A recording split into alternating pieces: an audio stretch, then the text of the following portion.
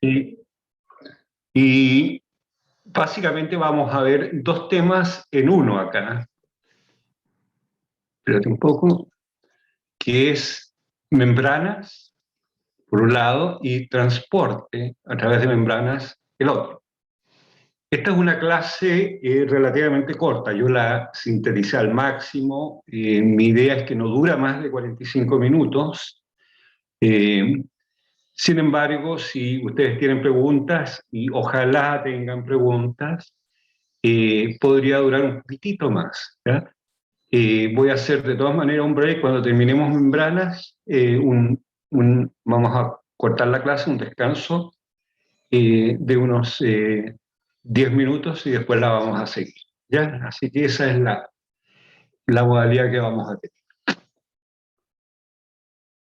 Bueno, si ustedes miran una célula, miran una célula, miren una microfotografía electrónica, ustedes van a ver que las células en su interior están llenas de membranas, ¿ya? Y es porque a través de esta evolución biótica que hemos tenido todos, las membranas fueron componentes fundamentales. Inicialmente, la membrana plasmática, que esta membrana que rodea a la célula, ¿no es cierto? La membrana plasmática inicialmente estableció una barrera de permeabilidad. Ustedes van a ver después qué significa una barrera de permeabilidad entre el medio extracelular y el medio intracelular. Posteriormente hubo una evolución, ¿no es cierto?, en las cuales se empezaron a generar diferentes organelos en el interior celular, ¿ya? Y de esa manera se aumentó la especialización de la célula en determinadas funciones. Entonces las funciones empezaron a se centraron, ¿no es cierto?, se concentraron en compartimentos específicos, lo que aumentó, ¿no es cierto?, la eficiencia de todos los procesos celulares. Así que no solamente tenemos nuestra membrana plasmática, sino también hay una membrana nuclear, existen organelos como los lisosomas, los peroxisomas, el retículo endoplásmico, Golgi y otra cantidad grande de membranas, ¿no es cierto?, en el interior celular. Bueno, como les decía, permitió el confinamiento de los procesos químicos de catálisis, sobre todo.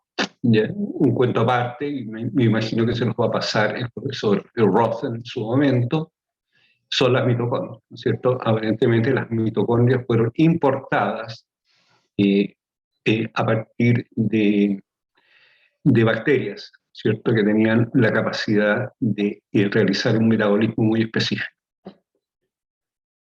Bueno, una tarea, miren, ustedes acá, yo les dejé estas líneas flachas, intentaban ser flechas, bueno, la tarea es que identifiquen los diferentes compartimentos celulares. Ya ustedes me podrían decir rápidamente qué es este compartimento, qué es este, para qué decir este, ¿cierto? Excel. Así que tarea, identificar diferentes compartimentos celulares que están, ¿no es cierto?, delimitados por membranas. Bueno, el primer concepto que ustedes deben tener, y seguramente ya lo tienen, es que las membranas celulares están formadas por bicapas lipídicas. En la parte acá de arriba, ustedes ven un típico esquema de bicapa lipídica, ¿ya? También hay hay monocapas lipídicas. Las monocapas lipídicas no son comunes, ¿no? En la materia viva, en las células, solamente se las muestro acá como una curiosidad. La bicapa lipídica, como dice su nombre, está formada por dos capas, una y dos, de lípidos. Generalmente son fosfolípidos, o en su mayoría son fosfolípidos y colesterol, lo que forma estas bicapas lipídicas. Los fosfolípidos, ustedes los ven ahí, ¿no es cierto? Esta parte, esta pelotita de arriba que está en comunicación con el medio extracelular o intracelular, ¿no es cierto? Es la cabeza polar de los fosfolípidos.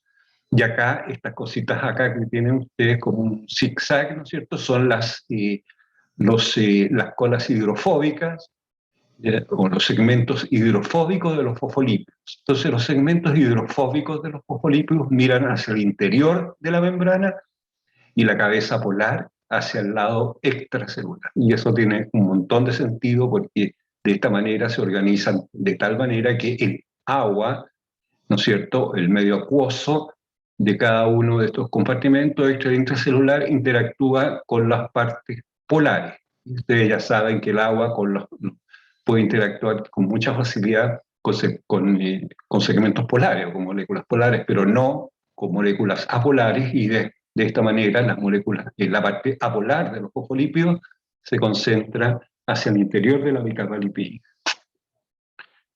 La bicapa lipídica se considera un fluido, ¿no es cierto?, bidimensional. ¿Ya? Bidimensional significa que tiene una dimensión X y una dimensión Y. ¿Ya? Y no es tridimensional, porque las moléculas que están insertas en esta bicapa lipídica se pueden mover en el plano de la bicapa, pero no se pueden mover fuera de la bicapa. Entonces es un fluido porque se mueven moléculas, hay moléculas insertas en la bicapa lipídica, pero es bidimensional, se mueve en X y en Y. Ustedes imaginan esto, una membrana hacia atrás de, ¿no es cierto?, X e Y. Y la curiosidad es las micelas, en las cuales solamente hay una sola capa de lípidos, ustedes la ven acá, ¿no es cierto? Y de nuevo, la parte polar del lípido, el fosfolípido, mira hacia el lado externo y la parte apolar hacia el lado interno. Ahora, las bicapas, dado su naturaleza, son barreras para la permeabilidad de moléculas. Acá las moléculas no se mueven libremente a través de esta bicapa lipídica. ¿Ya? Y de las clases de agua, ¿no es cierto?, uno puede pensar que las moléculas cargadas y las moléculas polares van a tener un gran problema para moverse a través de la parte no polar de esta bicapa.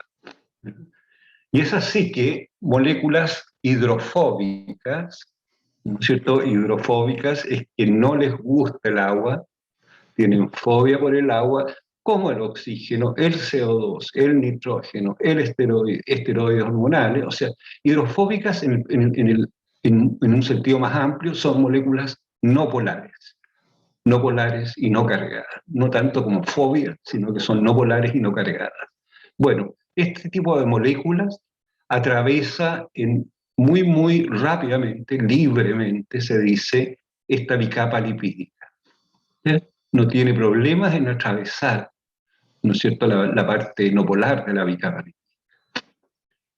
Ya las moléculas pequeñas y no cargadas, pero que ya tienen polaridad, por ejemplo el agua, la urea, el glicerol, tienen una permeabilidad, una facilidad de atravesar esta membrana muy disminuida.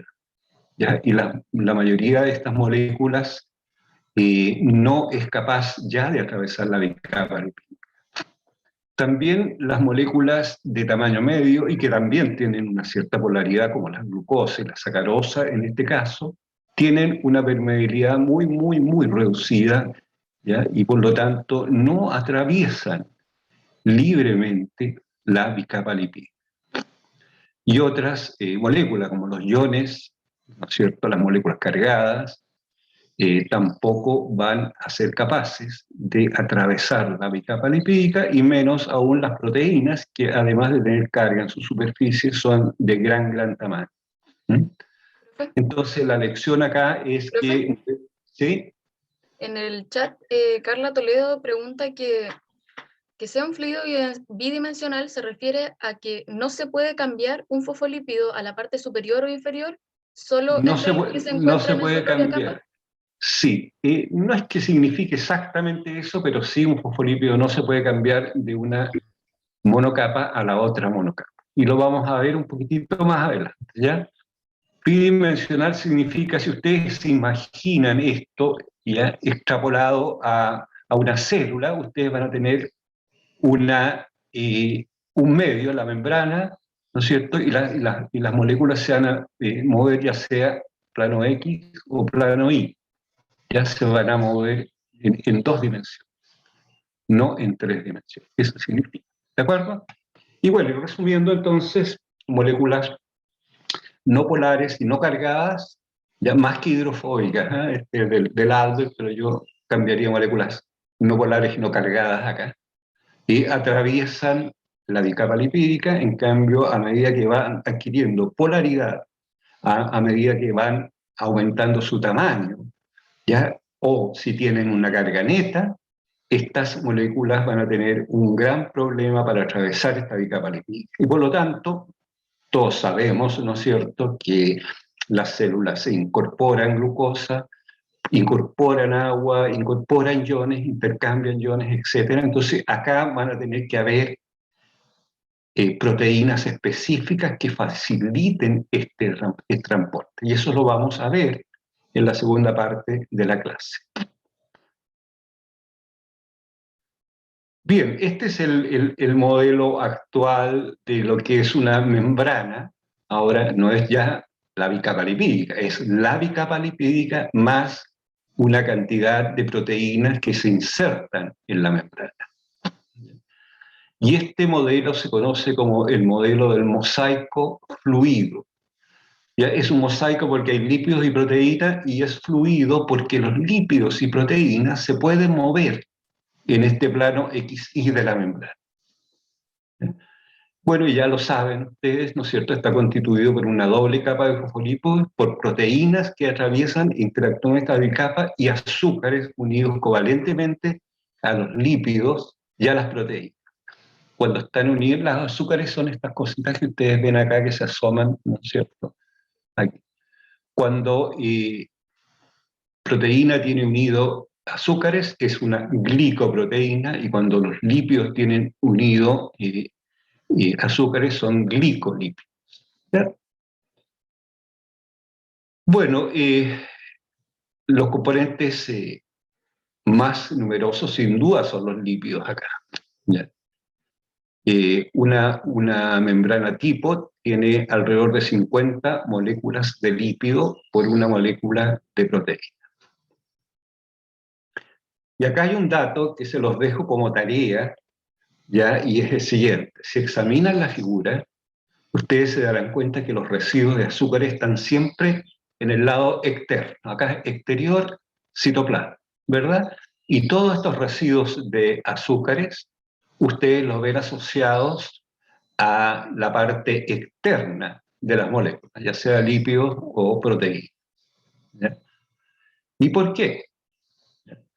Si no lo saben, lo sabrán cuando veamos el aparato de Golgi. ¿Ya? O sea, esto tiene que ver con el aparato de Golgi. ¿De qué manera? ¿Por qué los residuos de azúcar están siempre, en este caso de la membrana plasmática, mirando hacia el lado externo? Así que tarea.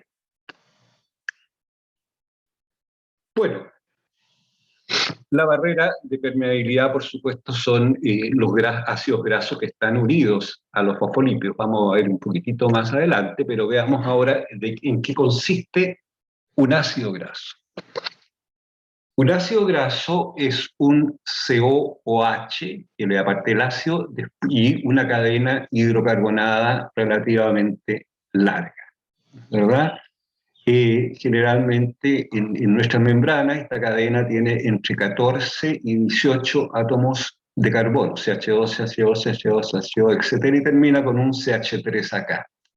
¿Ya? Entonces ven ustedes que esto es una parte hidrofóbica, y acá, gracias a este COOH, es la parte hidrofílica, ¿cierto? Bien, esta es una cadena de ácido graso no saturado. No saturado significa que no tiene saturado, perdón, un ácido graso saturado, disculpe. Saturado significa que no tiene dobles enlaces. ¿Ya? Acá hay una cadena, se llama lineal, de CH2. a diferencia de los ácidos grasos insaturados que tienen a lo menos un doble enlace. Y acá, ¿cómo es la característica del doble enlace? Es importante. Un doble enlace cis provoca una disminución en la linearidad de esta cadena. Esta cadena venía para acá y si hubiera sido saturada, habría seguido así, ¿ya? En este sentido de la flecha. Sin embargo, al tener un doble enlace cis, esto produce este giro, ¿ya? Este giro se llama kink, en inglés así lo van a ver, produce un kink, ¿ya? O un cambio en la dirección.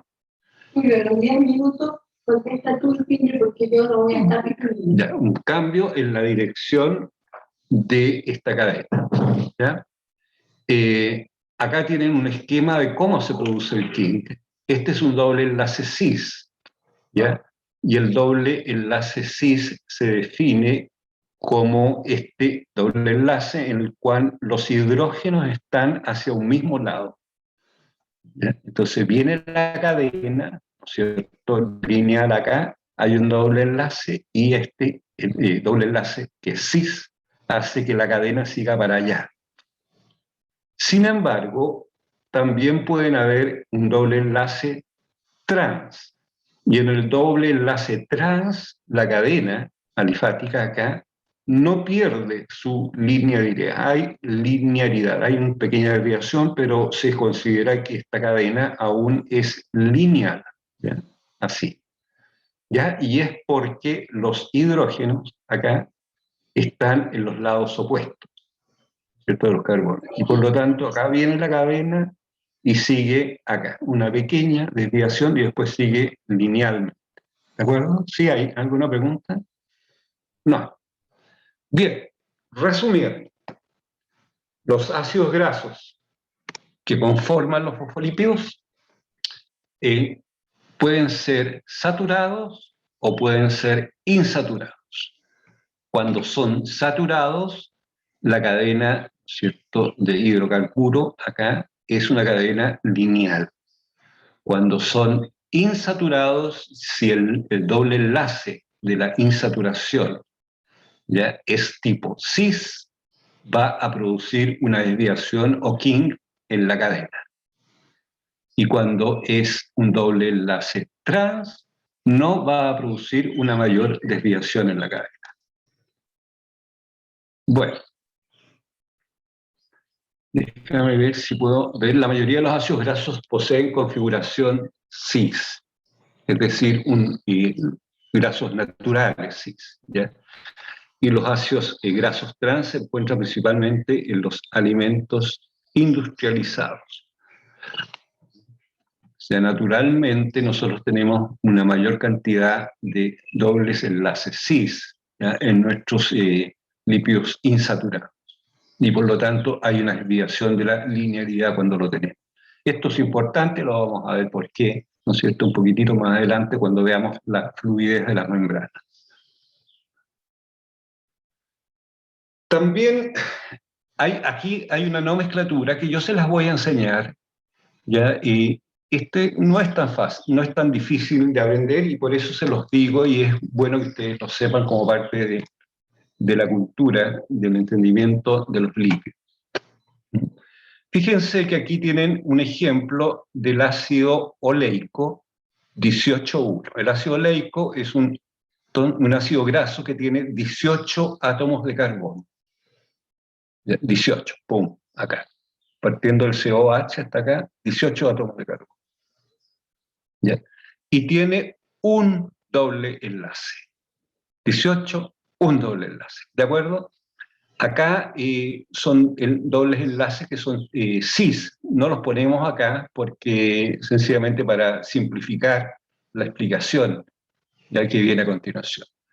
También se llama ácido cis, y ya saben ustedes lo que significa cis, ¿no es cierto? 9 octadecanoico. Octadecanoico, 18. ¿Ya? 18. Cis es el doble enlace cis y está en posición 9. ¿Y cómo se cuenta la posición 9? se corta a partir de este carbono. El carbono del COH es el 1, 2, 3, 4, 5, 6, 7, 8, 9. En 9 hay un doble enlace. Así que el ácido cis-9 octadecenoico es, ¿no es cierto?, lo que ustedes están mirando acá. Pero también este ácido oleico 18,1 es un ácido, es un lípido omega 9. Y esta es otra nomenclatura que es diferente a esta cis-9 octadecanoico. Y omega 9 significa que a partir del último carbono de acá, si uno cuenta, ahora en sentido inverso, se fijan, acá tenemos 1, 2, 3, 4 hasta 18, acá tenemos 1, 2, 3, 4 hasta 18. Lo contamos desde el final. Y en el carbono 9, aquí coincidió el 9 con el 9 porque eran 18, ¿ya? Pero podría haber estado en otro lado, ¿ya? No es necesario que coincidan. Si ustedes cuentan, en el carbono 9 tienen el doble enlace. Entonces, la nomenclatura omega implica la posición doble enlace contando desde el carbono final, ¿ya? Y la nomenclatura normal, común, ¿ya? Que tienen estos ácidos grasos, es contando del carbono inicial. Entonces, ¿cierto? Es un cis-9 octadecenoico o un omega 9. Lo mismo, el ácido oleico es eso. ¿Ya? Acá vamos a aumentar un poquitito el grado de dificultad. Fíjense que tenemos el linoleico 18, ¿ya? Profe, Es un ácido graso que tiene 18 Profesor. carbonos, ¿no es cierto?, Profesor. totales en su cadena, ¿ya? Y también tiene dos dobles enlaces. Profe, Dos dobles enlaces. ¿Sí? profe, que hay una consulta de Catalina. Ya, Catalina, dale. Hola, profe, buen día. Buen día. Es para ver si entendí bien. Entonces, el omega, la palabra es porque va los dos sentidos. Omega es, como nomenclatura, cuenta en los átomos de carbono hacia donde está el doble enlace a partir del último carbono del ácido graso. Ajá. Y nosotros consideramos el carbono 1, en donde está el COOH, ¿ya? Aquí hay un C, un carbono. ¿Ya? El último es el 18, ¿verdad? 1, 2, 3, 4, 5. Sin embargo, el omega cuenta de atrás para adelante. ¿Ya? Ya. Cuenta 1, 2, 3, 4. Y por eso que es omega 9. Este es un ácido graso omega 9. ¿Ya? Ya. Eso. Ahora veamos el linoleico. Es 18,2. Nos complica la vida un poco. ¿Ya? Fíjense que dice que es un ácido cis-9,12. Tiene dos dobles enlaces cis en carbono 9 y en el carbono 12. Y octadecadienoico. ¿Ya? Entonces, veamos si se cumple. 1, 2, 3, 4, 5, 6, 7, 8, 9. Ahí está el 9, ese 9. 10, 11, 12. 12. 9, 12, octadecadienoico. ¿No es cierto? Se cumple. ¿Ya? Pero también este es un omega 6. Y veámoslo. 1, desde el final, ¿no es cierto? Ahora 1, 2, 3, 4, 5. Ahí está el doble enlace, el 6. ¿De acuerdo?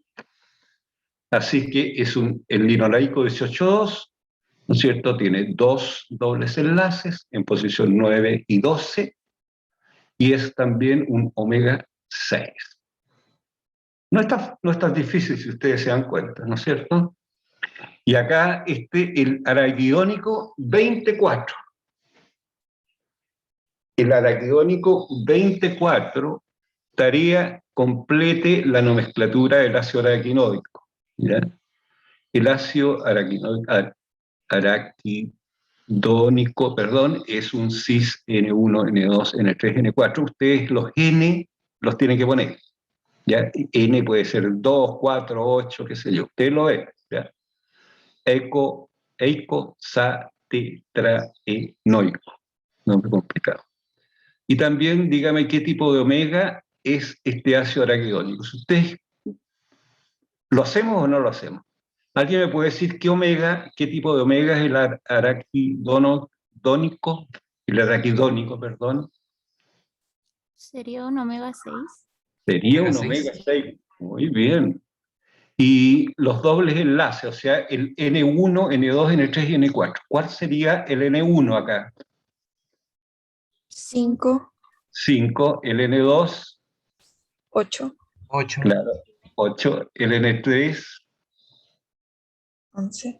11. 11, bien, y el N4, 14. ¿No es cierto? Entonces ustedes me pondrían acá 5, 8, 11, 14. ¿Mm? Así que no es tan difícil, ¿eh? No es tan difícil. Podríamos poner una pregunta de prueba y se sacarían un 7 todos, yo creo. Bien, pasamos a los componentes principales que tenemos en nuestras membranas, que son los glicerofosfolípidos. Fíjense, cuando nosotros veíamos la composición de una bicapa lipídica, ¿no es cierto? Veíamos una parte polar y una parte no polar en los lípidos. Acá, en los glicerofosfolípidos, tenemos una cabeza polar y una cola, ¿no es cierto?, alifática o de una cadena de carbono. ¿Ya? Y ustedes ven acá, al tiro me dicen, esta es una cadena alifática que proviene del ácido graso inicialmente, saturada. Y acá ustedes me tendrían que decir, ¿es saturada o insaturada? No vean esto. No lo vean. Sería ¿Es saturado o insaturado este ácido graso acá? insaturado. Insaturado. Insaturado, bien. Y tiene un doble enlace. ¿Y ese doble enlace es cis o es trans? Que produce esa Cis. desviación. Es cis, ¿verdad? Acuérdense, los cis producen desviación o kink y los trans son relativamente lineales, digamos, comparado a un saturado. ¿Ya? Entonces tenemos nuestra cadena, nuestra cabeza polar y nuestra cola alifática o hidrofóbica acá. Y además tenemos dos ácidos grasos, ¿no es cierto?, en cada molécula de fosfolípido, y uno de ellos saturado, otro insaturado. ¿De acuerdo? Ahora se llaman glicerofosfolípidos porque la parte que unen todos los componentes está acá, en este circulito medio, llamémoslo rojo, ¿ya? Acá. Y acá hay un glicerol, o lo que queda de glicerol porque ha reaccionado ese glicerol. El glicerol lo tienen acá. CH2OH, CH2OH, CHOH, CH2OH. ¿Mm?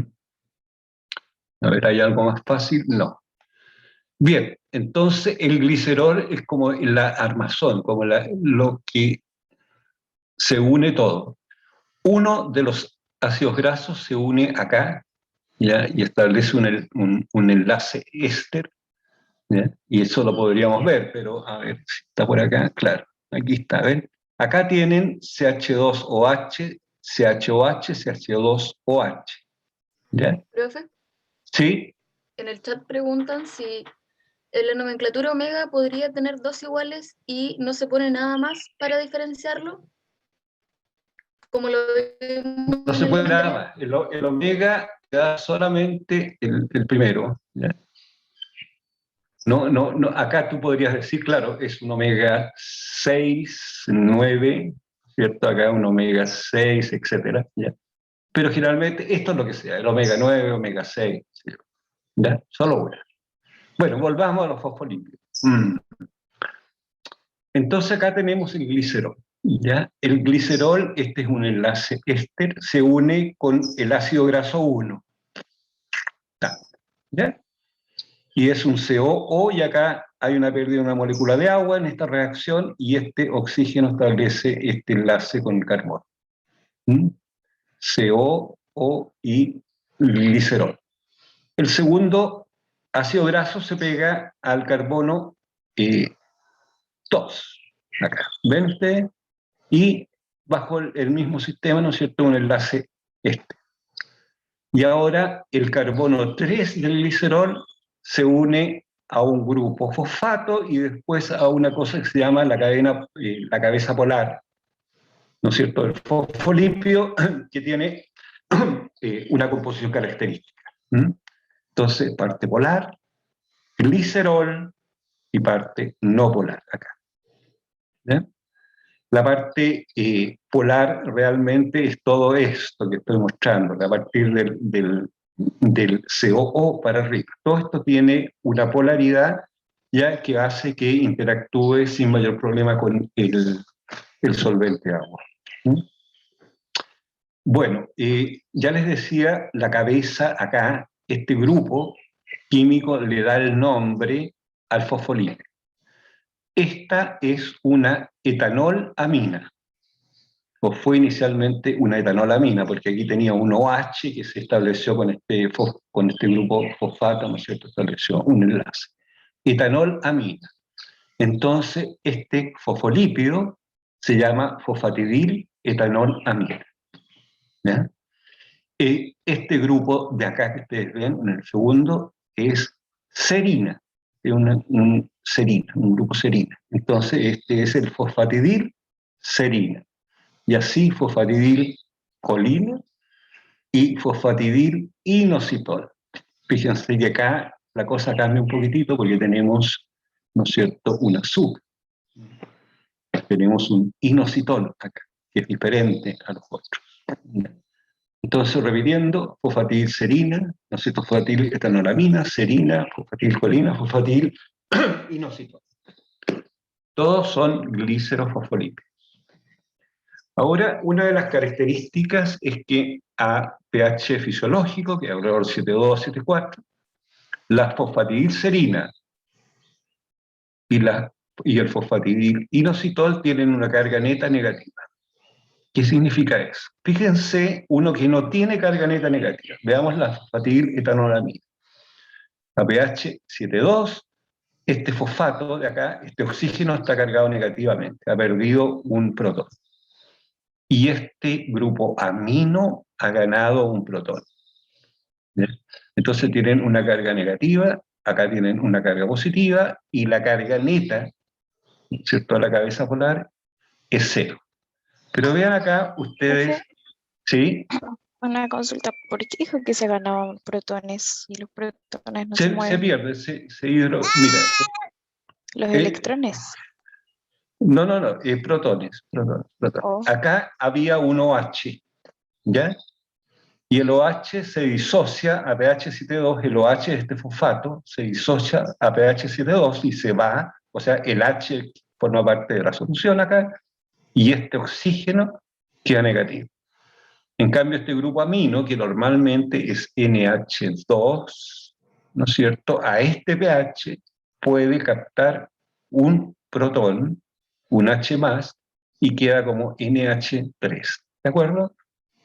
Es un intercambio de protones con el medio. ¿Sí? Dime, Alison. No, que gracias. Ya, no te entendí muy bien, pero me imagino que tú me entendiste. Bien, hay intercambios por el pH, ¿no es cierto? Un grupo amino puede ganar protones, ¿ya?, y un grupo OH puede ceder un protón, un H+. ¿De acuerdo? Y acá tenemos el caso, vamos a revisar este, es la fosfatidilserina. Este OH de acá perdió un protón, ¿cierto? Este OH, ese OH que estaba inicialmente, perdió otro protón, y este grupo amino, que era inicialmente NH2, ganó un protón. ¿Ya? Y ustedes sacan la cuenta, la fosfatidilserina tiene una carga neta negativa. ¿Ya? Y también el fosfatidilinositol tiene este fosfato de acá, perdió el protón al pH 7,2, ¿no es cierto? Y el OH quedó O-, más H+ por aquí, ¿no es cierto? Más H+ que quedó en la solución. Y este también tiene una carga neta negativa. Esto, que podría ser una curiosidad, es relevante, es importante, ¿ya? Porque esta carga da la capacidad a fosfatidilserina y fosfatidilinositol de interactuar con otros componentes que tengan una carga neta positiva. Vamos a ver un poquitito más. Bueno, Y el caso de los inositol fosfolípidos. ¿Ya? Inositol tienen esta azúcar que es el inositol. ¿Ya? Entonces acá tienen sus dos cadenáceos grasos, acá tienen su glicerol, ya que está unido a un grupo fosfato, y el grupo fosfato está unido a inositol. ¿Ya? En el carbono 1, de nuevo, estos son puros enlaces éster. Aquí tienen un carbono que tenía 1H y interactuó con este POH acá inicialmente. ¿Ya? Salió una molécula de agua y se establece este enlace éster. ¿Ya? Entonces es fácil. Cadenas hidrocarbonadas, y glicerol, fosfato y la parte del azúcar. Fosfatidil, inositol. Fácil. ¿Ya? Tiene que saber el inositol, ¿no? ¿Ya? El inositol es un azúcar que tiene el carbono 1, 2, 3, 4, 5 y 6. ¿Ya? Bueno, pero este inositol se puede fosforilar, puede ganar un grupo fosfato. Y acá tienen el fosfatidil inositol fosfato, PIP. ¿Ya? Y el fosfato se incorpora en el carbono 4 del azúcar. ¿Ya? Enlace éster de nuevo. Entonces, fosfatidil inositol, 4-fosfato, o fosfato. Y acá es el PIP2, y ustedes ya pueden deducir que aquí tienen dos grupos fosfatos, ¿cierto? Fosfatil inositol, fosfato aquí y fosfato acá. Entonces es el fosfatil inositol 4,5-difosfato. Profe, Dígame. en el chat, Catherine pregunta, ¿son esos 4 solamente los que conforman las membranas celulares? No, hay otros, ya, pero en esta clase vamos a ver esos 4 porque sencillamente tuve que cortar. Ya, pero se los voy a mencionar, ¿de acuerdo? Ya, entonces una tarea, determine la posición del fosfato en la molécula de glicerol, ya eso se los acabo de decir. PIP, fosfato, inositol, fosfato. Ya, PIP2, fosfato, inositol, fosfato. X e Y son el número de carbono en el glicerol. Como a lo mejor se olvidan lo que les dije, hágalo como ejercicio en la casa. ¿Ya? Otro componente que es muy, muy importante en las membranas celulares es el colesterol. ¿Ya? El colesterol es esteroide, un esteroide hidrofóbico, esteroide, acá, hidrofóbico, toda esta parte es hidrofóbica o no polar. Y la parte polar es este OH que tiene aquí el colesterol. Así que la parte polar es chiquitita y la parte no polar es bien grande, el colesterol. Es un esteroide hidrofóbico que se inserta entre las moléculas de fosfolípidos y es determinante en la fluidez de la membrana. Vamos a ver qué significa fluidez de la membrana un poco más adelante. Y las membranas plasmáticas del eucariote contienen abundante colesterol. En el glóbulo, la membrana del glóbulo rojo tiene una molécula de colesterol por cada molécula de fosfolípido. O sea, es tan abundante en la membrana como los fosfolípidos. ¿De acuerdo? La manera de esquematizar, entonces, acá tú tienes una parte que es muy rígida, no tiene la capacidad de moverse, ¿ya? Que está dada por esta parte esteroidal. El anillo esteroidal es un anillo rígido. Acá tienen ustedes la pequeña cabeza polar del colesterol, y después tiene una curva de hidrocarburo como la que ven aquí, CH2, CH2, CH2, y termina en CH3, CH3. ¿De acuerdo? Esta parte es no polar y esto tiene una capacidad de moverse. ¿Ya? O sea, ahí puede haber giros entre este carbono, este enlace aquí y este enlace acá. Entonces el carbono puede moverse, ¿no es cierto? Y no es rígido, nunca va a estar absolutamente congelado como está congelada esta parte. Entonces, el colesterol tiene una cabeza polar, un anillo esteroidal que es rígido y una cola no polar que tiene capacidad de moverse. Ahí, ¿ya?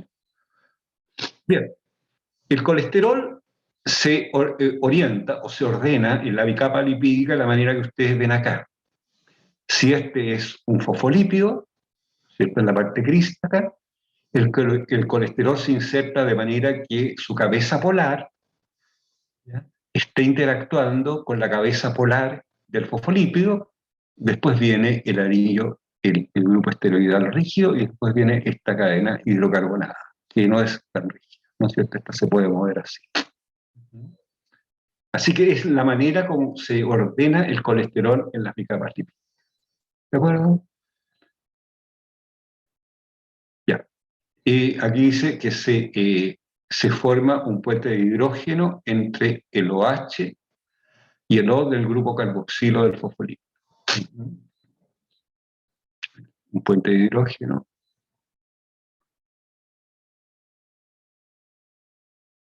Acá. ¿Cierto? El OH y el O. Este OH y ese O. Bien. Y acá viene la pregunta de la compañera, y no lo vamos a pasar porque nos pasaríamos mucho en el tiempo. Estas son clases que se supone que son más cortitas, pero tienen que saber que existen esfingolípidos, ¿ya?, y tienen un esqueleto de esfingosina en lugar de colesterol. Aparte del colesterol, entonces, del glicerol que está acá, ¿ya?, en vez de ser glicerol es esfingosina, es otro grupo. No se los voy a preguntar, pero ustedes tienen que saber. Los glicolípidos tienen un esqueleto de esfingosina y uno o más residuos de azúcar. ¿Ya? Esto para ustedes es un poquitito, ¿no es cierto?, y no les hace mucho sentido, pero la esfingosina ustedes ven y van a ver, ¿no es cierto?, la estructura de un glicolípido, y se van a dar cuenta que tiene uno o más residuos de azúcar y una esfingosina en vez de glicerol. Y los galactocerebrosidos, que tienen una galactosa, que son neutros, y los gangliosidos, tienen varios azúcares con uno o más residuos de ácido oxálico y son abundantes en las membranas plasmáticas de las neuronas. O sea, tienen los fosfolípidos, todos los glicerofosfolípidos, tienen los inositol-fosfatos, parte de los glicerofosfolípidos, tienen colesterol, esos son los elementos principales, y algunas membranas, ¿no es cierto?, también tienen esficolípidos, glicolípidos, galactocerebrosidos y gangliósidos. ¿Ok?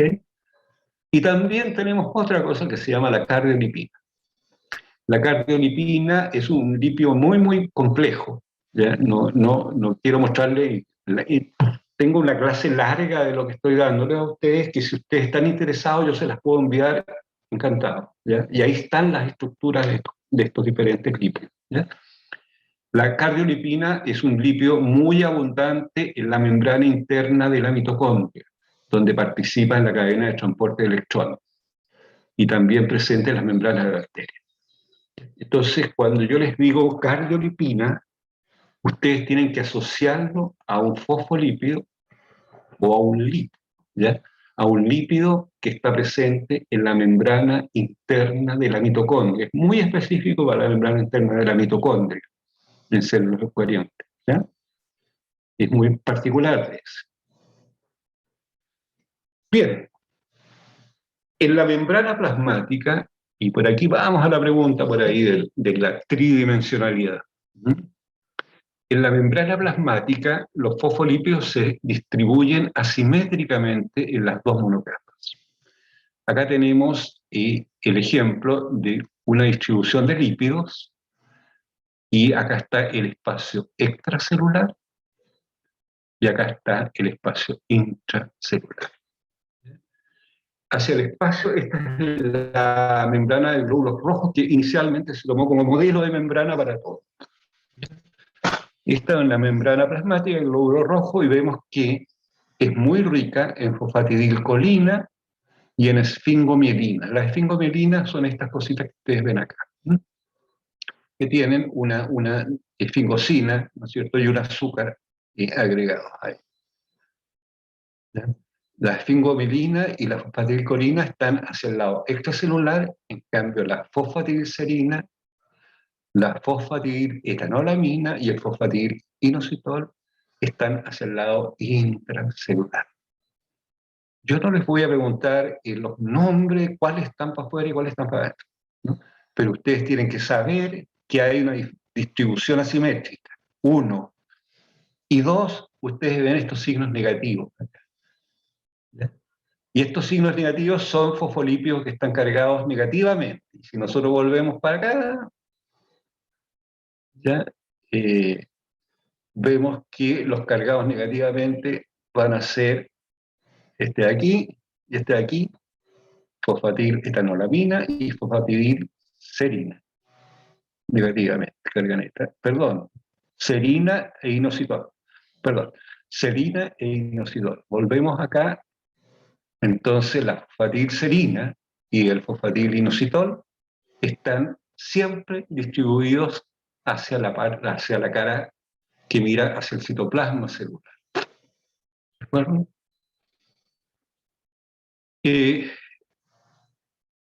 También tienen que saber, dice ahí, ciertas proteínas se unen a fosfolípidos específicos. Y ya les mencionaba que la carga negativa es un atractor, llamémoslo así, para que ciertas proteínas tengan a unirse a esto, ¿no es cierto? Por ejemplo, estamos hablando del lado intracelular ahora, la proteína quinasa C necesita unirse a fosfatidilserina, ya cualquiera sea este, para activarse. ¿Ya? Es una enzima, es una proteína quinasa, es decir, una enzima que agrega grupos fosfatos a otra proteína, la proteína quinasa. ¿Ya? Fosforila otras proteínas. Esta proteína que fosforila otras proteínas, cuando vean ustedes transducción de señales al final del curso, les va a hacer todo el sentido del mundo la proteína quinasa. Por el momento, solo sepan que existe una proteína que fosforila otras proteínas. Hay muchas proteínas quinasas, esta es la proteína quinasa C. ¿Ya? La proteína quinasa C debe unirse a fosfatidilserina, acá, ¿ya? Para activarse. Y una gran variedad de proteínas asociadas con transducción de señales se unen a fosfatidilinositoles. ¿Ya? Generalmente se unen a fosfatidilinositol difosfato, ¿ya? Y otras a monofosfato. PIP y PIP2 en nuestra nomenclatura. Entonces la carga, la distribución asimétrica implica fosfolípidos con carga negativa, neta negativa, hacia el lado citoplasmático, ¿ya? Y esa carga neta negativa es funcional para la unión de proteínas, ahora, de proteínas a esta bicapa. Bien, y vamos a los movimientos. Yo les mencionaba inicialmente que la bicapa lipídica era un fluido bidimensional que se mueve en el plano XY de la membrana, ¿no es cierto? Va moviéndose así, por todos lados. No se mueve así, se mueve así, XY. Y los fosfolípidos tienen una variedad de movimientos. El movimiento de difusión lateral es un movimiento así, XY, ¿ya? En este caso, en la monocapa, ¿no es cierto? Por ejemplo, en la monocapa externa hay difusión lateral, en la monocapa interna hay difusión lateral, ¿ya? Este fosfolípido rara vez cambia acá. Entonces está el movimiento de la difusión lateral. También hay un movimiento muy, muy activo de flexión, es decir, estas cadenas de ácidos grasos que tenemos acá se pueden mover como indica ahí la flecha. Se pueden mover así, así, ¿cierto? No están quietitos. ¿Ya? Y también tienen un movimiento de rotación. Esta molécula de lípido, de fosfolípido, puede rotar así. Entonces tenemos difusión lateral, ¿cierto? Aquí sí, flexión y rotación. Y el otro movimiento es el que llamado flip-flop. Flip-flop significa que este fosfolípido va a cambiar de la monocapa de aquí a la monocapa de acá, o viceversa, este puede cambiar a la monocapa de acá. El flip-flop raramente ocurre. ¿Ya? Bueno, ya tenemos difusión lateral, movimiento lateral dentro de la monocapa, es muy rápido ese movimiento. El de rotación y giro de la molécula en torno a su eje, muy rápido. ¿Ya? El de flexión, movimiento de las colas hidrofóbicas aquí, muy rápido. Y flip-flop. Es un movimiento de la molécula lipídica de una monocapa a otra. Es muy lento. Durante la síntesis de membranas, esto ocurre en el retículo endoplasmático. ¿Ya? Y toda la maquinaria de síntesis de membrana del retículo endoplásmico está en el lado del citoplasma celular. Entonces, las membranas se sintetizan, pero los fosfolípidos se van agregando en la parte, supongamos que esto estuviera mirando hacia el citoplasma. ¿Ya? Se van formando acá. Va creciendo esta monocapa. Y ahí hay un movimiento de flip-flop y está catalizado por unas enzimas que se llaman flipasas. ¿Ya? Y entonces, gracias a la flipasa, nosotros tenemos una distribución de fosfolípidos en número similar en ambas bicapas. Porque si no, esta monocapa iría creciendo siempre, ¿no es cierto? Y esta se quedaría ahí. Entonces, las flipasas van pasando fosfolípidos de manera que el crecimiento, ¿no es cierto?, de la membrana sea coordinado entre ambas monocapas. Profe, ¿Diga? Carla Toledo pregunta, ¿estos movimientos le pueden dar inestabilidad o estabilidad a la membrana? Yo creo que más que inestabilidad o estabilidad, estos movimientos son absolutamente necesarios para que se formen las membranas, para que se formen. Las bicapas lipídicas, llamémoslo así, la membrana es la bicapa lipídica. ¿Ya? Si no hubiera flipasas en el retículo endoplásmico, no tendríamos bicapas lipídicas. O nuestras bicapas lipídicas se demorarían mucho más en formarse, ¿no es cierto? Porque tendríamos el movimiento espontáneo de un lado a otro que dice raramente ocurre. O sea, todo ocurre, todo pasa, pero esto es muy lentito. ¿Ya? Y entonces, gracias a la catálisis, ¿se acuerdan las clases de catálisis del profesor Ross seguramente? Acá hay una enzima que hace que la velocidad de este paso se haga mucho, mucho mayor. Así que en realidad la flipasa y el movimiento flip-flop es necesario para la formación finalmente de una bicapa, más que estabilizar las membranas. Claro, uno piensa en formar la membrana, ¿no es cierto?, más que estabilizar. Bien, acá están los movimientos, solamente para que tengan una idea. La difusión lateral se mueve, un lipio se puede mover un micrón, que es un tamaño enorme, una distancia enorme en una bicapa lipídica, en un segundo. Un micrón cuadrado, se puede, ¿ya?, en el plano aquí. ¿Ya? Se mueve 50 Armstrong, esto es 50 Armstrong más o menos, ¿cierto?, el grosor de la membrana de la parte no polar. Se mueve 50 Armstrong en 2,5 por 10 elevado a menos 5 segundos. Entonces eso es 0,0000, ¿ya?, segundos. Muy, muy, muy rápido, se dan cuenta, ¿no? Y el flip-flop normal, natural, es 1 en cada varias horas. ¿Ya? Se demora 10 elevado a 4 segundos un movimiento de flip-flop, ¿no es cierto?, espontáneo. ¿Ya? Y ahí la gracia de las flipasas, entonces, que lo hacen muy rápido. ¿Mm? Profe, Y acá está, sí, dime. no sé qué le parece si hacemos un break ahora, que igual ya van 50 minutos. Vamos a terminar. Ya, hagamos el break acá. ¿Ya? Y vamos a pasar bien rápido lo otro. Lo siento haberme demorado tanto. Siempre me demoro más de lo que pienso. Tengo 29 diapos, 29 diapos más. Bueno, ya. Hagamos el break. ¿Cuánto es el break? 10 minutos por lo general. 10. Hagamos un break de 10 minutos. Entonces nos encontramos. Es una repetición de que ya les mencioné que las flipasas, ¿no es cierto?, pasan desde la monocapa citoplasmática, en la síntesis de la membrana en el retículo, hacia la monocapa interna del retículo y de esta manera se asegura un crecimiento homogéneo en ambas monocapas. Bien, una de las propiedades fundamentales de las membranas son su fluidez.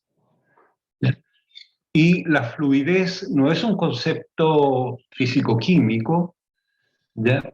Sino que el concepto físico-químico es la viscosidad. Y la viscosidad es,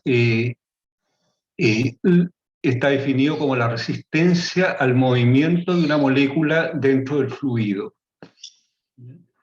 Entonces, si nosotros pensamos, si una membrana tiene alta viscosidad, va a haber una gran resistencia a que los lípidos de ella y las proteínas que están en ella insertas al movimiento, ¿ya?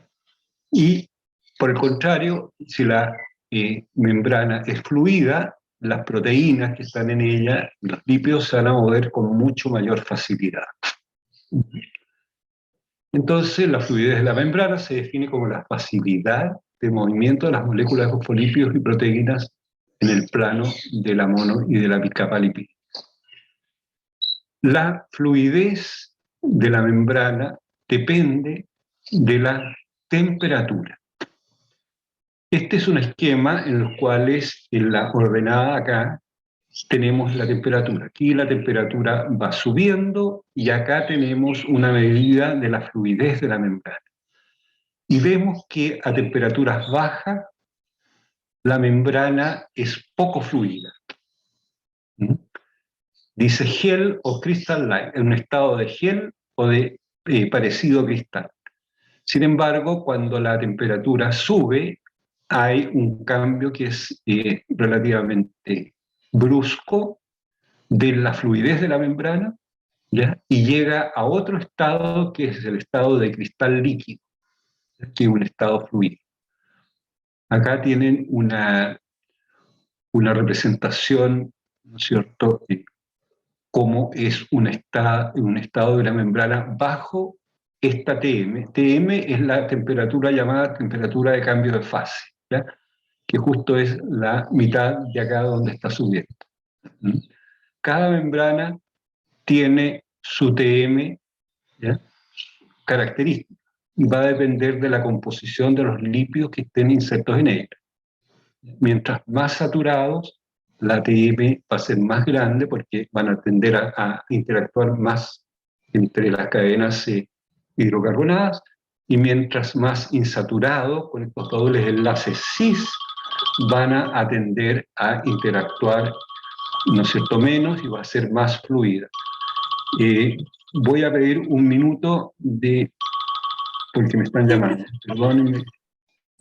Bajo la TM, ¿no es cierto?, un estado gel, están todos los lípidos relativamente, las cadenas hidrocarbonadas de los lípidos ordenadas, interactuando entre sí, sube la temperatura y llegamos al estado de cristal líquido, y dado que la temperatura genera mayor movimiento, ¿no es cierto?, estos mismos lípidos que estaban acá ordenados están más desordenados, ¿ya?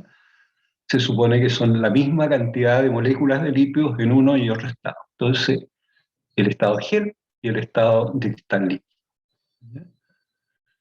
Y depende, como yo les mencionaba, obviamente de la temperatura y también del nivel de insaturación de los lípidos. Cuanto más cortos y más insaturados son los lípidos, ¿ya?, más fluida es la membrana, ¿ya? Y eso ustedes lo pueden sensar, sentir, ¿no es cierto?, de forma intuitiva, y esto se debe a que las cadenas largas muestran una mayor asociación entre sí, y la insaturación con dobles enlaces cis disminuye el grado de empaquetamiento naturalmente, ¿no es cierto?, porque hay kinks, ¿ya?, y por lo tanto el empaquetamiento es menor.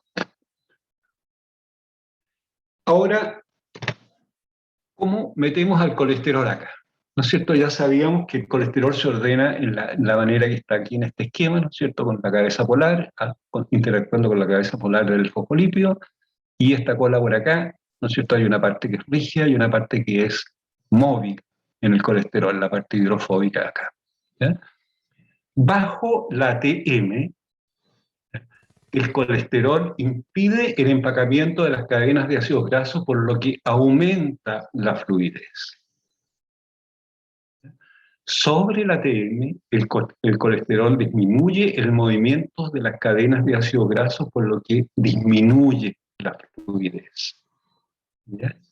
Y por esto que el colesterol se conoce como un buffer, un tampón, ¿ya?, de la fluidez, ¿no es cierto? Tiende a hacer los cambios de fase de los lípidos y los disminuye.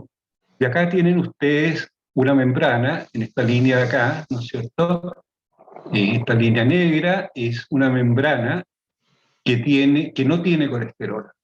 Si a esa membrana se le agrega colesterol, la dependencia de la temperatura se hace como está la línea azul acá. Entonces hay un cambio en el cual a bajas temperaturas la fluidez de la membrana es mayor y a altas temperaturas la fluidez de la membrana es menor a que si no tuviera colesterol.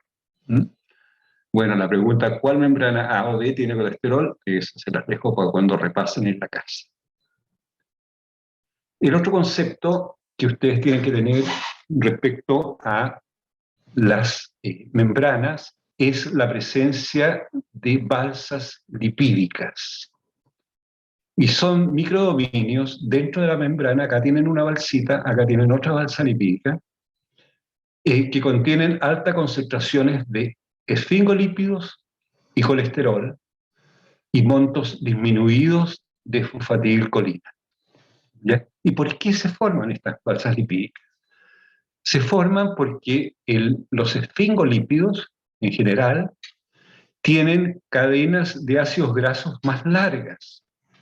No sé si se acuerdan que yo les mencionaba que los fosfolípidos tienen entre 14 y 18 átomos de carbono en su cadena.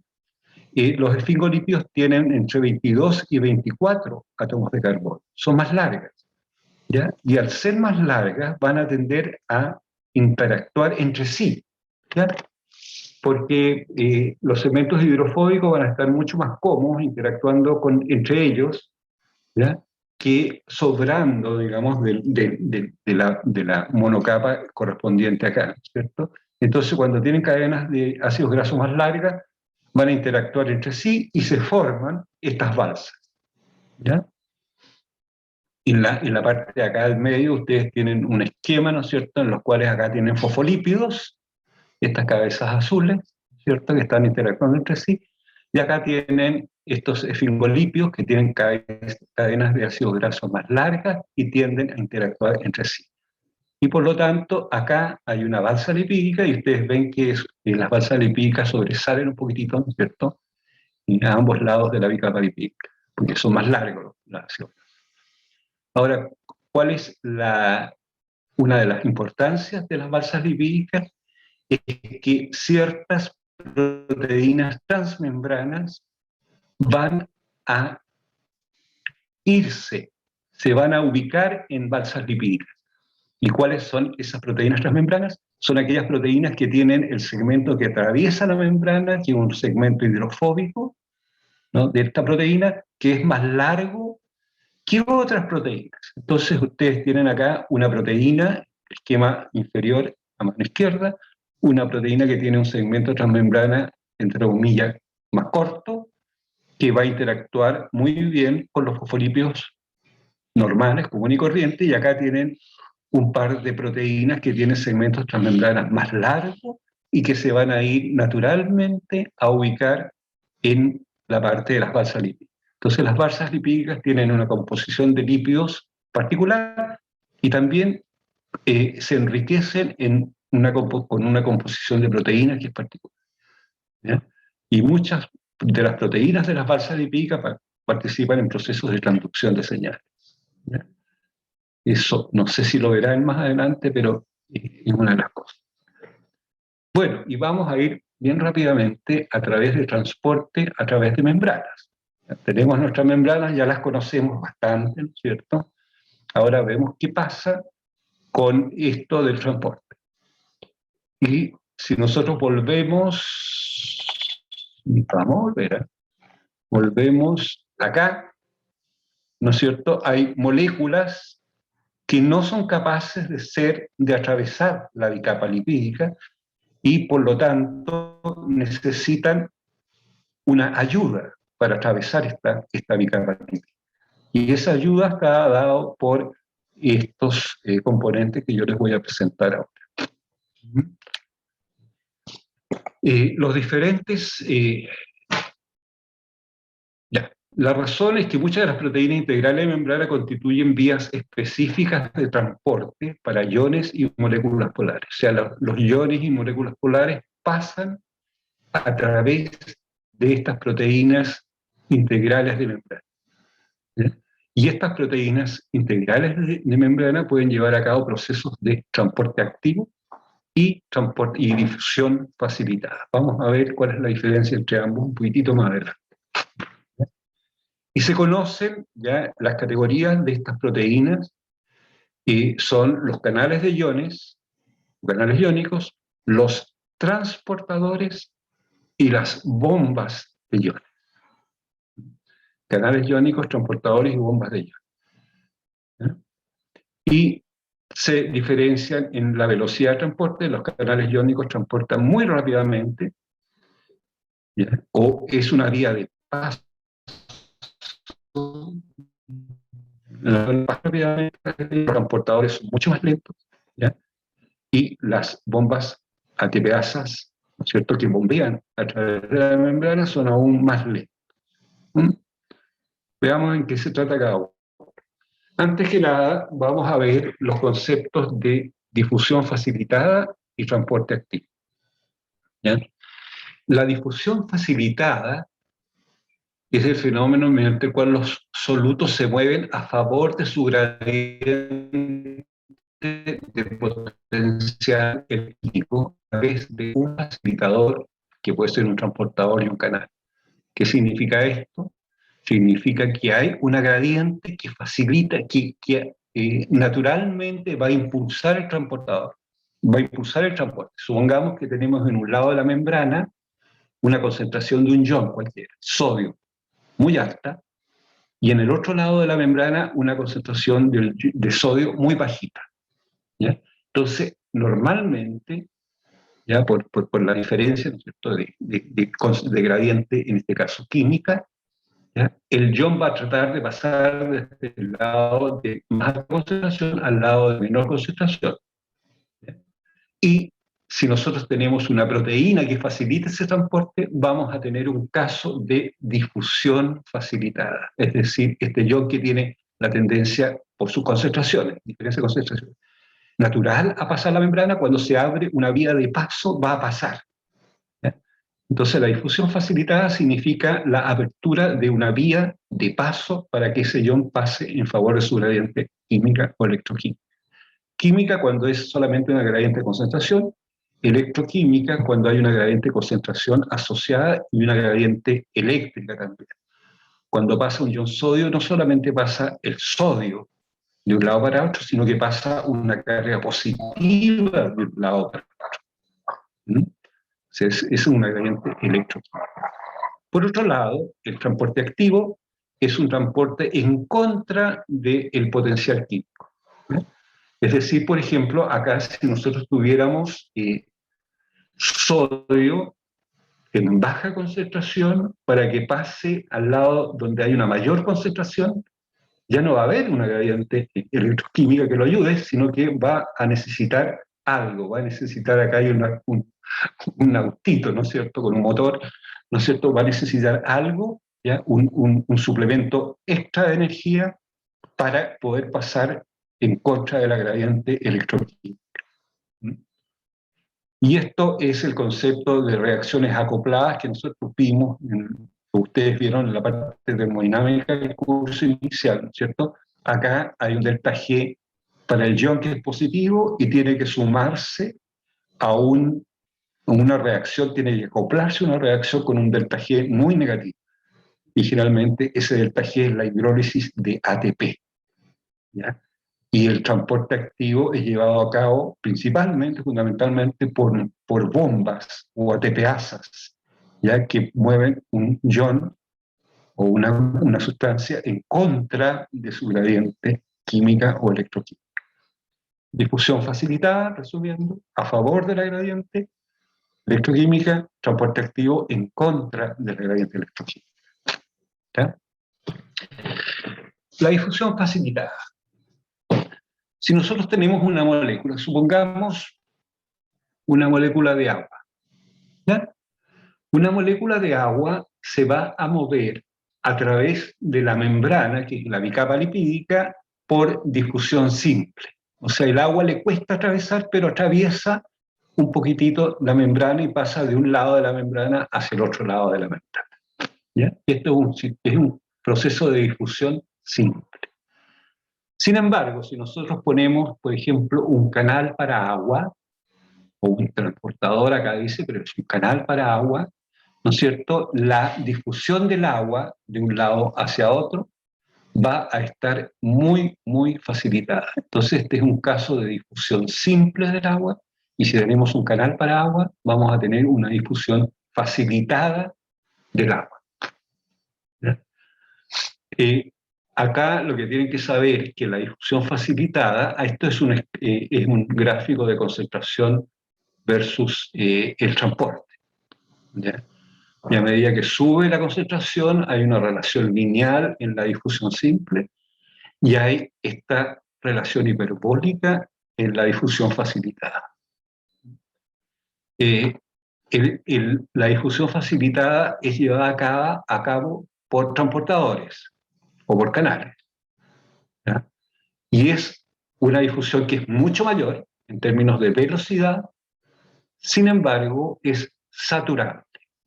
¿Ya? O sea, uno puede aumentar mucho la difusión, la velocidad de difusión, pero va a llegar a un límite finalmente en los cuales no va a aumentar más la difusión como función de la concentración. Y esto es debido a que hay un número fijo, limitado de transportadores en la membrana, y una vez que sus transportadores están todos ocupados transportando, ya no va a ser posible transportar más rápido. ¿Ya? Se ha llegado al límite de transporte. Entonces, este gráfico ustedes tienen que tenerlo muy, muy claro, ¿ya? Y tienen que tener el concepto, tienen que tener muy claro, ¿cierto? Difusión simple versus difusión facilitada. Bien, los canales de iones son precisamente vías de paso para iones, ¿ya? Y por lo tanto son vías de difusión facilitada de iones. Los canales de iones son proteínas integrales de membrana, acá tienen un canal iónico, y estos pueden estar en un estado conformacional cerrado, acá closed. Cuando está cerrado no hay paso de iones a través del canal, y pueden estar en un estado conformacional abierto. Se abre lo que se llama una puerta, ¿ya? Una puerta acá, hay un cambio conformacional, esta unidad de acá, se abre la puerta, y eso genera el camino, ¿cierto? La vía de paso de iones. ¿Ya? Y este triángulo acá está mostrando la gradiente electroquímica, ¿no es cierto? Acá hay mayor cantidad de iones que acá, ¿no es cierto? Y por lo tanto, si se abre la vía de paso, van a pasar iones. Van a pasar muy rápido. La apertura, ¿cierto? O cierre del canal iónico, los canales iónicos están siempre cerrados o abiertos. ¿Ya? Y no todos los canales iónicos se abren al mismo tiempo, sino que se abren algunos, se quedan cerrados, ¿no es cierto? La apertura o cierre de un canal iónico es regulada por factores físicos como voltaje, tensión mecánica, o químicos, como neurotransmisores, hormonas, fosforilación del transportador, del canal, etc. ¿No es cierto? Entonces, el concepto principal que deben tener ustedes es que los canales iónicos son vías de paso, ¿ya? Que permiten difusión facilitada a favor de la gradiente electroquímica, ¿ya? Y que pueden estar en dos estados, cerrados o abiertos. ¿De acuerdo? Los transportadores son otro tipo de transportes. Ya vamos a ver un esquema un poquitito más adelante de cómo funcionan, ¿ya? Y pueden efectuar, facilitar el paso, difusión facilitada de iones, en general de iones, y también de moléculas no cargadas como glucosa, aminoácidos, etc. ¿Ya? Y se conocen 3 tipos de transportadores. Los llamados uniportes, unipuerto o unitransportador, transportan una molécula polar o cargada, ¿no es cierto?, a través de la membrana en favor de su gradiente electroquímica o química. ¿Ya? Transporte. Entonces, una vía de paso, ¿no es cierto?, que se llama uniporte porque hay una sola molécula que se mueve. Pero también están los sin porte, los cotransportadores. Fíjense bien en esta cosa. Esta molécula negra acá va a pasar en favor de su gradiente química. ¿Sí? Y asociado al paso de este ion o molécula neutra, está asociado el paso de otra molécula, que es la roja de acá, en contra de su gradiente químico. Estos son los cotransportadores. Transportador, ¿no es cierto?, de una molécula, átomo o ion, que pasa a favor de su gradiente y arrastrando esta energía, este delta G, ¿ya?, que se genera acá, arrastrando a este paso en favor, pasa otra molécula en contra de su gradiente. Acá están los triángulos, ¿no es cierto?, de mayor a menor, y este pasa de menor a mayor. Estos son los cotransportadores. Y los antitransportadores son transportadores que transportan una molécula en favor de su gradiente electroquímica, acá ven el triángulo, ¿no es cierto?, en favor de su gradiente electroquímica, y transportan otra molécula ahora en el sentido contrario, en contra de su gradiente electroquímico. ¿Ya? Entonces la diferencia entre un cotransportador y un antitransportador es que en el cotransportador ambas moléculas se mueven en la misma dirección y en el antitransportador una se mueve en una dirección y la otra en otra. Entonces estas son las diferentes formas como los transportadores de membrana pueden funcionar. ¿Ya? Acá está el caso de la difusión facilitada de glucosa. ¿Ya? Dice mediada por el unitransportador GLUT1. Donde se me dice unitransportador. ¿Ya? Fíjense, el transportador de glucosa, esta cosa morada que está acá, ustedes, y está en 2 estados conformacionales. En este estado, llamado T1, ¿verdad?, está en un estado que está abierto hacia el lado extracelular. ¿Ya? Un estado conformacional abierto. Eso permite que una molécula de glucosa se aloje acá, ¿ya?, en este transportador. Después, este transportador tiene un cambio conformacional en el cual la parte abierta de acá arriba se cierra y la parte que estaba cerrada se abre. Entonces ahora esta molécula, que es la molécula de glucosa, ¿no es cierto?, está mirando hacia el lado del interior de la célula y puede disociarse, ¿no es cierto?, de este sitio de unión, y la glucosa, en este caso, pasa hacia el interior de la célula, ¿ya? Y una vez que se disocia, este transportador vuelve a su estado conformacional inicial, en los cuales tiene la parte de unión de glucosa mirando hacia el lado extracelular. Entonces es un movimiento así. Ahí toman, tan, tan, tan, y cada movimiento de estos así hace que pase una molécula de glucosa. Entonces es una difusión facilitada por un unitransportador. ¿De acuerdo? ¿Profe? Y las bombas, ¿sí? Disculpe, es que en 12 minutos llega el profesor Elías a hacerle Ya. el segundo bloque. Muy bien, Para vamos a que vaya terminar concluyendo. al tiro. Las bombas, sencillamente, y aquí vamos a ir bien rápido, ustedes pueden verlo, ¿ya? Las bombas transportan iones a favor, o sea, en contra de su gradiente. O sea, el ion va a pasar en contra de su gradiente y para eso va a utilizar energía del ATP.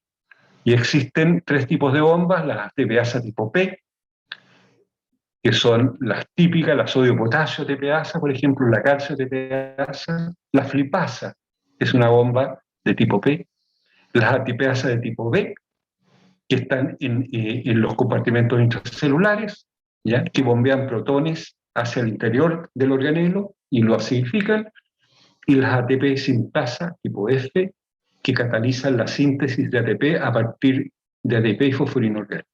Esto lo van a ver cuando vean mitocondria, ya con mucho detalle, pero acá hay un acoplamiento entre una gradiente de protones, ¿ya? Y esa gradiente de protones facilita la síntesis de ATP. Esto pasa en la mitocondria. Acá está el ejemplo de las bombas sodio-potasio, que de nuevo están en dos estados, qué sé yo, y el ATP facilita el transporte de sodio y potasio en cuatro subgradientes. Y este es el final. Y el final significa, acá tenemos un glóbulo rojo, ¿ya? Está la membrana, y vemos cómo pasan los diferentes componentes que tienen que entrar a la célula. Difusión simple, el agua pasa con un pequeño problema, pero pasa, ¿ya? Y cuando hay un canal de agua, pasa mucho más rápido. El oxígeno pasa sin ningún problema, porque es una molécula no polar, ¿no es cierto? El CO2 pasa sin ningún problema. La glucosa, por ejemplo, pasa a través de un transportador de glucosa. También hay transportadores, acá hay una molécula que sale y una que entra, ¿no es cierto? Acá no me acuerdo, pero me parece que la gradiente es a favor del bicarbonato y en contra del cloruro. ¿Mm? Acá tienen la acuaporina, son los canales de agua, en los cuales facilita el paso de agua, y también otro tipo de transporte es el de las bombas, ¿no es cierto? La bomba de sodio y potasio, que saca sodio desde el lado intracelular y entra potasio desde el extracelular al intracelular. Así que en este esquema ustedes tienen todo lo que nosotros vimos en la clase de transporte, y con eso terminamos. Y en este PowerPoint yo les puse una serie de preguntas acá, preguntas de prueba, preguntas de libro, ¿no es cierto? Sacadas de libros, en los cuales ustedes, si las ven, les va a servir mucho, mucho para repasar. Y con eso se termina. Súper. Ya, Muchas Carla, gracias, te dejo profe. un tiempecito todavía.